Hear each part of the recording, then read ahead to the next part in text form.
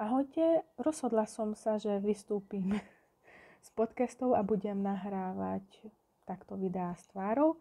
Je to pre mňa obrovský pokrok alebo obrovský skok, zmena, lebo som strašná introvertka, takže dúfam, že sa v tom zlepším. Dneska by som chcela hovoriť o téme, že prečo sa skrývame, aj z mojej vlastnej skúsenosti, prečo som sa rozhodla najprv písať len články a potom robiť zvukové nahrávky. A čo je za tým? Ja osobne som si všimla to, že sa bojíme názorov.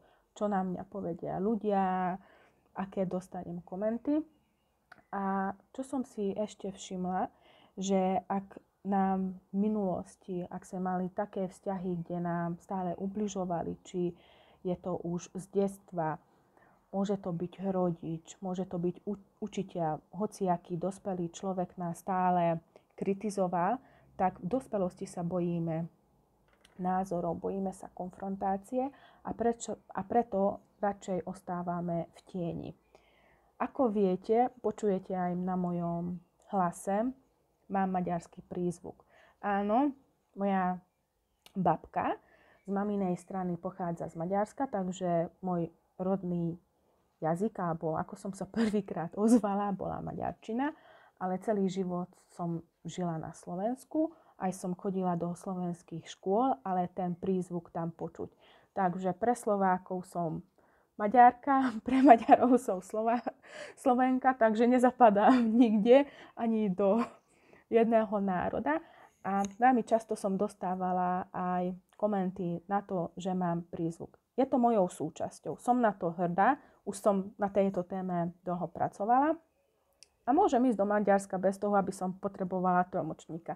Lebo aj tento víkend som išla na výlet so synom a bolo to také zaujímavé, že to bola zase taká spoločnosť, kde boli aj Maďari, aj Slováci a nikto sa nedorozumel s druhým človekom. A ja som bola zase v role prekladateľky a tlmočila som. Takže má to aj svoje výhody, aj nevýhody. Beriem to, lebo stále, keď sme komunikovali doma, tak to bolo také automatické. Keď mi nenapadlo nejaké slovíčko po maďarsky, tak som to hneď dala do slovenčiny. Je to prirodzené, lebo rozumiem obidvom jazykom, aj rodičia, takže mne to nepripadá. Ale keď sa rozprávam s ľuďmi a náhodou ma to slovo nenapadne, automaticky to poviem v inom jazyku a oni sa potom na mňa pozerajú, že čo si povedala. Takže musím si na to dávať pozor, aby som hovorila len v jednom jazyku. Takže kvôli tomu sa aj skrývame, lebo sa bojíme konfrontácie. Skrývame sa aj preto, lebo sa bojíme názorov. Skrývame sa aj preto, lebo už nechceme, aby nám druhí ľudia ubližovali.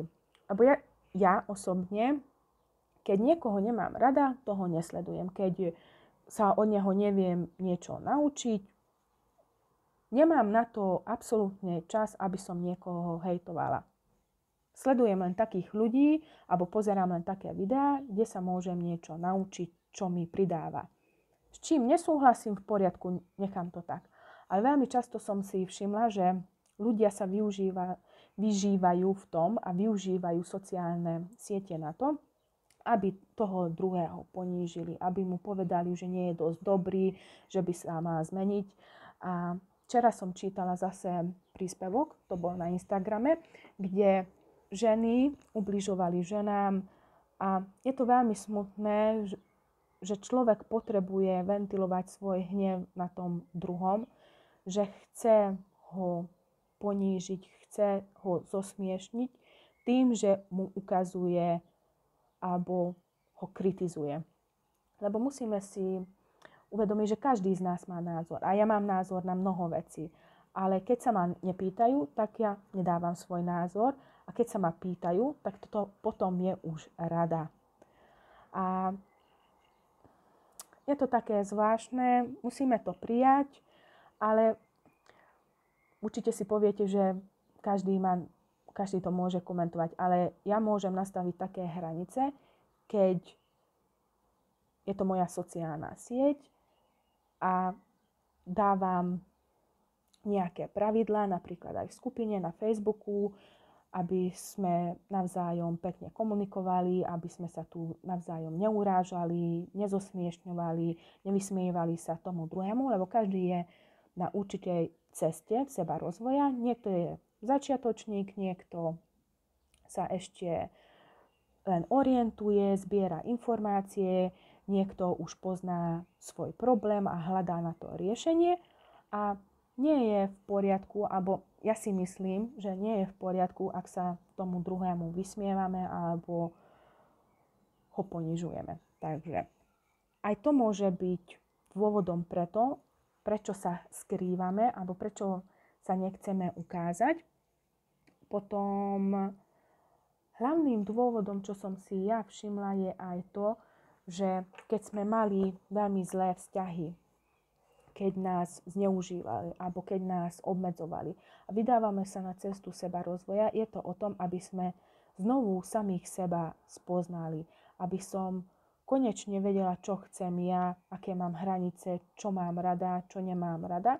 A keď máme vzťahy, ktoré sú o nadradenosti a podradenosti, tak potom tieto vzťahy nie sú rovnocenní partneri. Jeden stále určuje, čo budú partneri robiť. A môže to byť aj kamarátstvo, lebo veľmi často to vidím aj na deťoch, aj na mojom synovi, že jeden je taký aktívnejší, alebo má taký vodcovský typ a stále on hovorí, tu poďme, tam poďme, teraz robme toto a hento a potom môj syn, dobre, v poriadku, idem, ale hovorím, a ty nechceš nikam ísť? Nie, je to v poriadku, takže musíme trošku aj viac komunikovať, aby tie vzťahy boli naozaj rovnocenné a aby sme sa nebáli aj konfrontácie, takže aj preto som sa rozhodla, že posuniem aj samú seba, konfrontujem samú seba vo videách, už nechcem nahrávať podcasty a trošku a ja vystúpim z mojej komfortnej zóny a časom to bude pre mňa aj príjemnejšie. Je to prvé video, takže dúfam, že téma sa páčila. Budem veľmi rada za akúkoľvek spätnú väzbu, za komenty, aj za súkromné správy. Ahojte!